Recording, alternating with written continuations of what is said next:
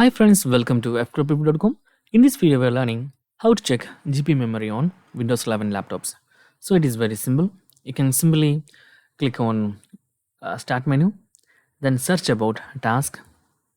Okay, then you can see result. That is Task Manager. Open that. Okay, and you can see here there is multiple tabs. Click on Performance. Then you will get this page. Okay, so there is, you can see GPU 0 and GPU 1.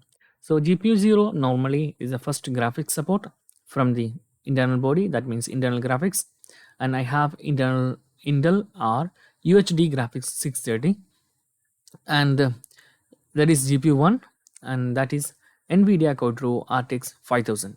So I have 16 GB dedicated GPU memory. So in this way you can easily identify your GPU memory on your laptops.